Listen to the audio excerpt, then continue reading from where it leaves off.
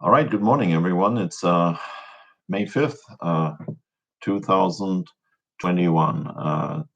Thank you all for joining me this morning. I put together a quick, short agenda of what I want to talk today about. Number one is, as always, COVID-19 and vaccinations. Number two will be that I will talk about our preparations for the budget.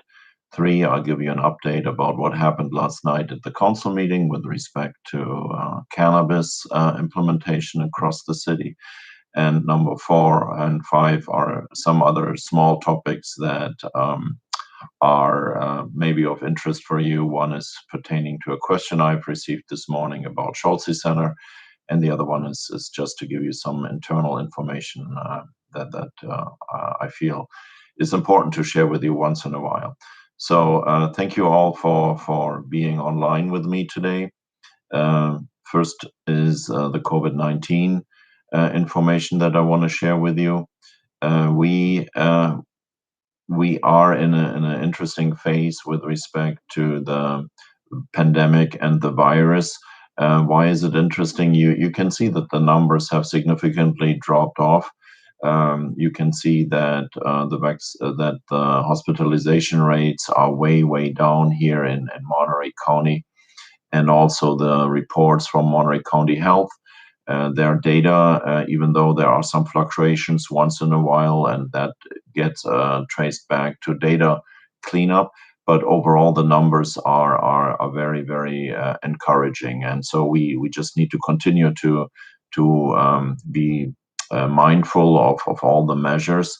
But definitely the light of at the end of the tunnel shines brighter and brighter. So that's very good news, and then we will ensure also that as we are moving into different stages of opening, also City Hall will become more and more again the familiar place from pre-pandemic times. So we are working on models how we are reopening City Hall, and I can tell you also that among city managers here on the peninsula, we are also staying in touch with each other to ensure that what happens in PG may also happen in Carmel or also in Monterey, so that we are jointly reopening also City Hall at various levels. There's not really yet a date defined by all of us, but I've heard from some that they want to open after Memorial Day. Others want to open in June or July. So we are, of course, also obligated to follow all the guidelines with reopening. And those change on a weekly basis. So we're working through all those issues with respect of reopening City Hall to the public. And I'm very sure we will have soon our first council meeting again in the council chamber, probably socially distant, probably also allowing people to maybe quote unquote dial in from home if they are regular panelists on council meetings. Of course, the virtual component of dialing in and giving us comments through Zoom or through the telephone will continue for a while until that either is sanctioned into law, that this can continue by law, or maybe lifted again by the governor. So we also have to follow the laws there and see what the government, the state government, requires us to do with respect to public meetings. The other challenge, the other part that I always emphasize to our own team is we need to be respectful to all of our employees. Also, there is absolute concern still by a lot of employees, and every single one of us went through the pandemic in their own personal ways. And even though vaccinations are there and almost everyone has been vaccinated of the city team, we have to be respectful of the individual circumstances of people. So I foresee us reopening, but I also foresee that we will create some sort of a hybrid model that will allow some employees to work remotely, should that be possible. A police officer cannot work remotely. A street maintenance worker cannot work remotely. But should that be possible, we will try to accommodate that. The other part is vaccinations. We really see here also locally a significant drop uh, of people that want to get vaccinated. And you today we have a clinic at the conference center. This is a second dose clinic, and I just heard people are lining up for the second dose clinic of Moderna. So that's good news. That people are coming back for their second doses. But we really have experienced not just the city of Monterey, but also other agencies that are administering vaccines, that it is harder to find people who are willing to get a shot in the arm. And so we are working on some sort of creative models to do that. But just to give you an idea, we had a clinic on Monday that we hosted in the city of Carmel.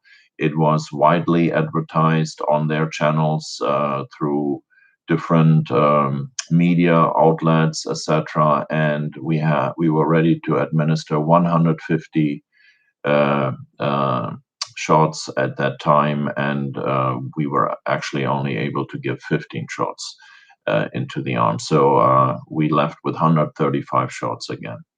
Question is, are we supporting our migrant farm workers and getting vaccines? 100%. We have advocated from the get-go of ensuring that the farm workers get prioritized. We advocated also very strongly that they get additional numbers of vaccines. I think we are in the phase now where we have a great deal of the farm workers, including the migrant farm workers, vaccinated. The vaccines are there. The challenge is now to get it into the arms. And so, what I was alluding to is tomorrow, on Thursday, we actually have a walk-in clinic also at the conference center.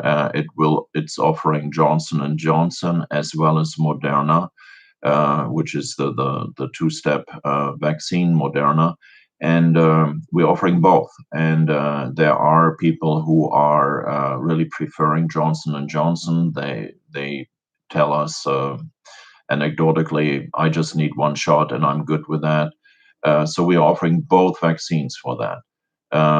We are offering that tomorrow to on different channels. One of the channels, for instance, is to go to the hospitality partners and say, hey, and that was the outreach over the past days. Anyone who wants to get a shot, please come take that shot.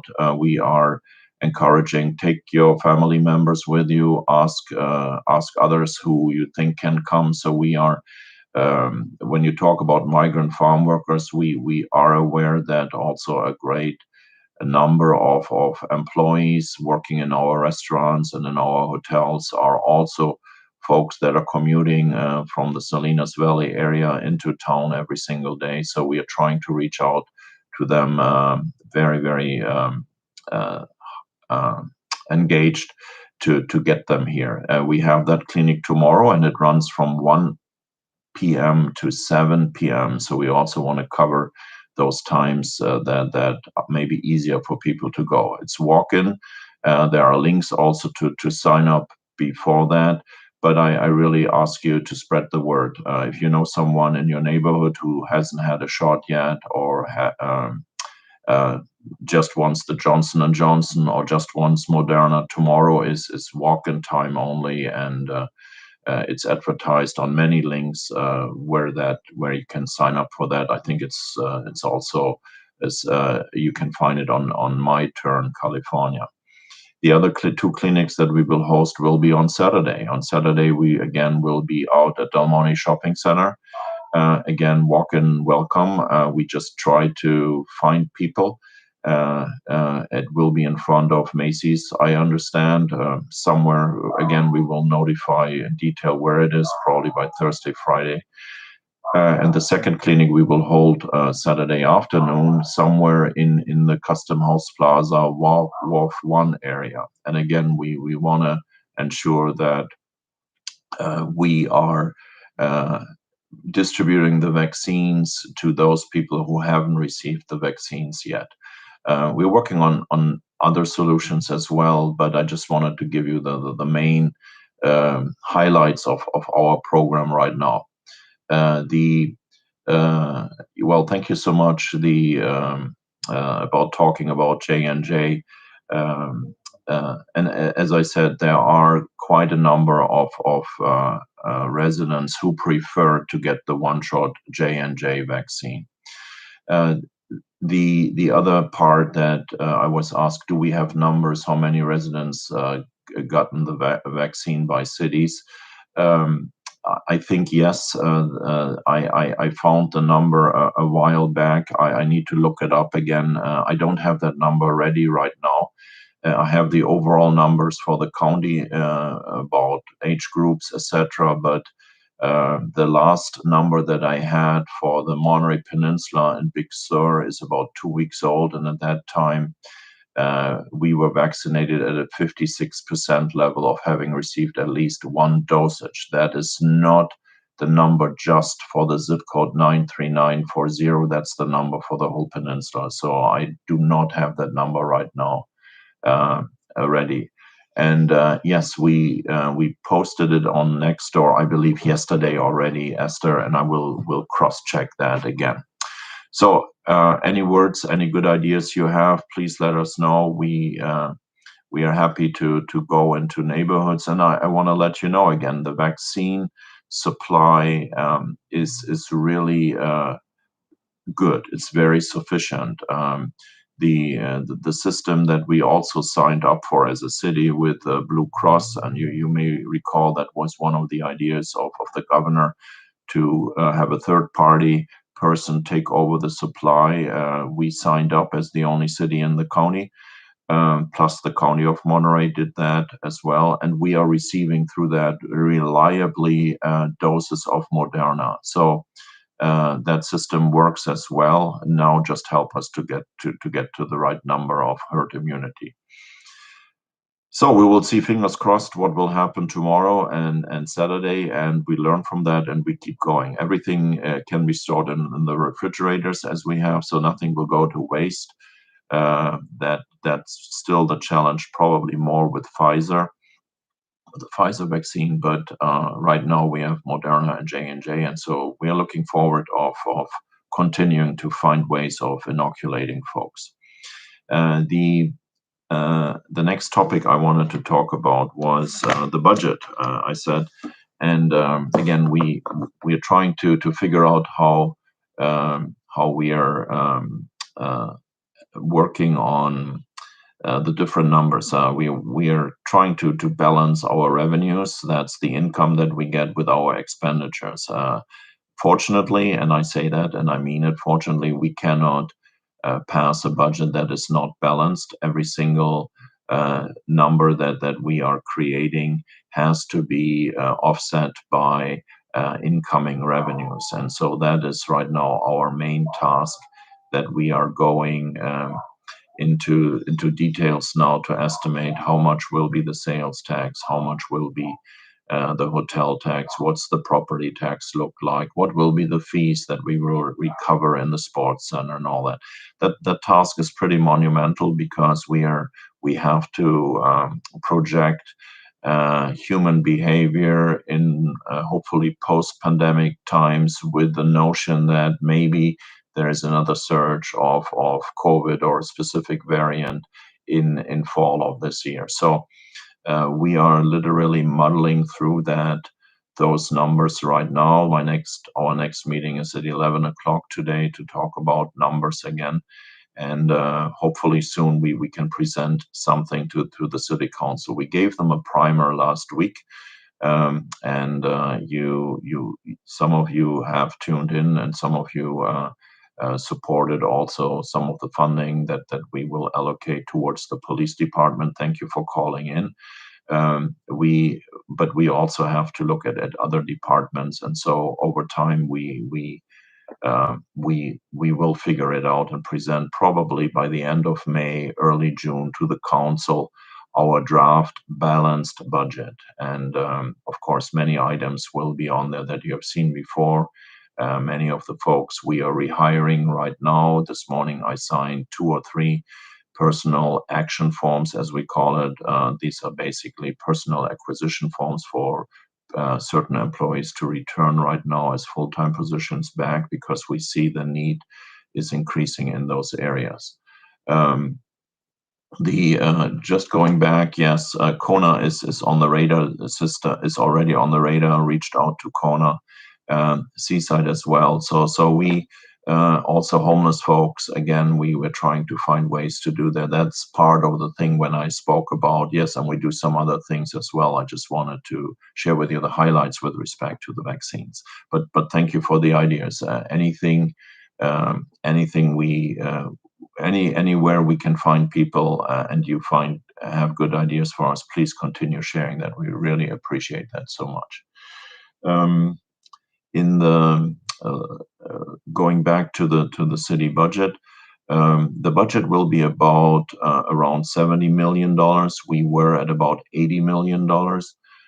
So that's a $10 million difference. That's $10 million less in revenues. That's $10 million less in services. And so, as we are, as I said, modeling through those numbers, we will fall into a lower overall budget number. And the biggest number, of course, is driven by the hospitality industry. And the hospitality industry just quantified the overall loss in 2020 for Monterey County at $1.7 billion. It was in previous years about a $3 billion business, $3.2 billion business, tourism in Monterey County. The loss in 2020 was about $1.7 billion. Um, every single dollar that we get from President Biden for the cities that is helping to offset the revenue losses, every single dollar we will be receiving will go into operations.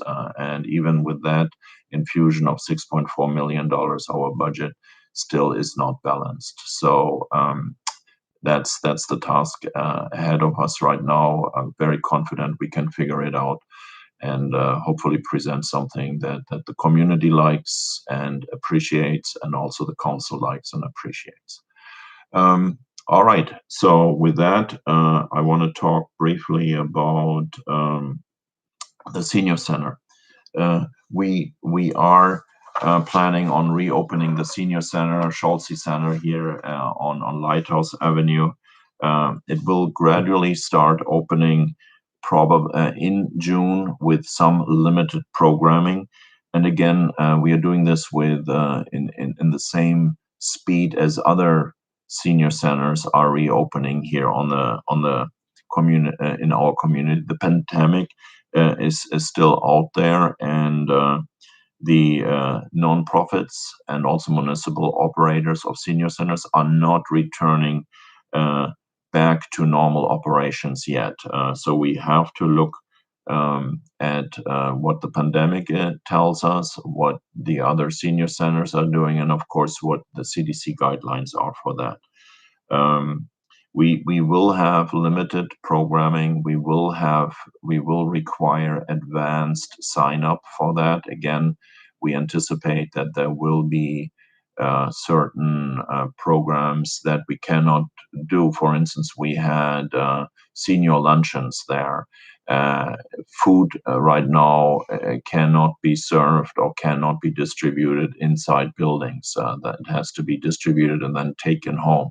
So those senior luncheons that we used to have there, I believe 2 or 3 times a week, we cannot host those any right now. We have to wait for that. We are looking, as I stated, on reopening the Scholze Center on a program-based basis, program by program, sign up by sign up, and we will ensure that staffing will return there also. We have two full-time employees working at Scholze Center. The way we are envisioning right now the reopening is that the senior center will be reopening with the appropriate staffing levels for the few programs that we will offer in the beginning. So it will be part-time staffing, and then as we ease into less and less restrictions, and as other programming elements are returning, we will reopen Scholze Center. So the good news in all of that is we made a promise last year at this time to the Alliance of Aging and other representatives. The Scholze Center will be opening again. We didn't close Scholze Center, the pandemic closed Scholze Center. And so we will bring back programming there. It will be a slow reopening, but Scholze Center will be reopening, and we are working on that as we speak. The two former employees that were working at Scholze Center, and some of you may know them, Sarah and Stephanie. They they are still with the city, and Sarah is actually instrumental right now working with us for the emergency rental assistance program. But we didn't lose any of those experienced employees for the Scholze Center. So it is for me not a point to worry about too much because I know we have all the right people there to reopen that. So that is about the Scholze Center, and I hope I answered your question there, Kurt. The other part that I didn't mention in my introduction, what I wanted to talk about is you saw some emails maybe flying around about Canary Row artifacts and the potential loss of those artifacts. Here's what actually happened from our perspective here as the city. Our city staff took over artifacts or equipment or pieces of iron from a cannery on Canary Row in 1997. And so those pieces were then stored in a warehouse out at Fort Ord. And they have been there since 1997, and they are equipment from canneries, where how they can sardines. Imagine all the mechanical stuff that you need to have in a cannery to process the sardines. And so we took the city took some of those pieces of equipment in 1997 and stored them out in a warehouse in on Fort Ord. Now we have to leave that warehouse, and we got notice, and so we went back to those pieces, and we identified the most worthy pieces that we feel should be rescued, and we identified a lot of other pieces that we felt are probably not worth rescuing, and we used not city staff for that. We used also the help from two other experts from outside, and we put then all those items that we have out there in front of the Museums and Cultural Arts Commission last week Tuesday. And so we went to them and showed them a list of things that we felt were probably not worth rescuing, and we discussed it with the commissioners, and the commissioners went out and saw all that, and at the end, the suggestion is that uh, we need to try to rescue every single piece of equipment there. And then there was, of course, you might have seen some emails that said, "Please rescue it. We want to demolish all that." No, that's not the part. We went with our suggestions to the Museum and Cultural Arts Commission. We listened to them. We wanted to hear their opinion, and now we are proceeding according to their guidance right now. So none of the equipment will be per se demolished without the proper public process. We want to try to rescue some of those, and some of those pieces are just pieces of rust that will be very hard to restore. But having said that, we will continue down the path, and I just wanted to keep you briefly updated that those pieces are in our possession, and they will still remain in our possession until we really have all decided jointly what shall we do with them. So we'll find a new spot where we will store them, and then we'll proceed from there to the next level. The original idea in '97 was to create some sort of open air museum where it can be shown, those types of equipment. Also to give it to the Cannery Row Plaza development. That's this empty spot between the Chart House and El Torito, and put it into the Stohans cannery there as part of an exhibition about canneries. So there are different ideas out there, but that was the original idea in 1997. Again, those pieces are still there. We're going through a public process, and nobody will do anything until everyone says, okay, we are fine with that. There may be still some people who might disagree with the ultimate solution, but in the end, a majority driven decision will be the right decision. Um, I spoke about the the senior center. I give you the vaccine update, give you the budget update. I want to talk about two more things that are important to me. Number one is um, I spoke at a council meeting briefly about strategic planning, and the idea was brought forward: shouldn't we have a strategic plan in the city of Monterey? And my personal experience and opinion is strategic plans are really good, but what really counts is what we are doing on the ground. And one of the expressions that I like to repeat is culture has strategic planning for breakfast. And what do I mean by that? The company's culture is actually way more important than a good strategic plan. And a great example of that popped up the very next day where we were hosting a vaccination clinic, and an older resident, she came to the conference center, and this was a pre-sign up only vaccine clinic at that time. And she came to the clinic, and she talked to one of our employees who really has nothing directly to do with vaccinations.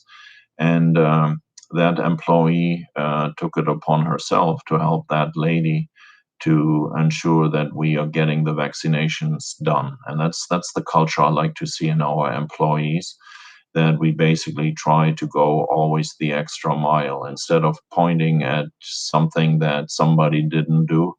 Our culture as employees has to be, we need to find a way to make it happen.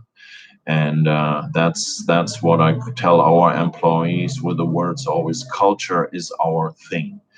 And going back to, you can have the best strategic plan in place, but if our employees are not working according to the culture that we like to see, the culture that you like to see, it doesn't serve anyone. So uh, I wanted to tell you that's one of the things that is very personal to me, and that I want to share with you. All our employees should always try to go the extra mile and make it happen. And there are numerous examples that I could share with you, and I'm sure some of you have those examples as well already experienced. Last but not least, along the same line, I want to share another item. We have an employee retiring tomorrow, and his name is George Helms. And I just want to talk about him very, very briefly, because it's also one of those players that nobody knows from the public, and he has been working for the city over 20 years, and he has been instrumental in creating a good facility maintenance program for us, but also for our base operations contract. But more than that, there were numerous other things that he was spearheading, reducing our energy bill and water bills significantly, or I should actually say, reducing our water consumption and our energy consumption significantly, because the rates keep going up, even though you're reducing water usage and electricity usage. He was absolutely instrumental with that, switching the city to greener energy. In 2010, 2011, we were the first city that switched to renewable energy long before the Monterey Bay Community Power was popping up. They are relatively new, 3 years old.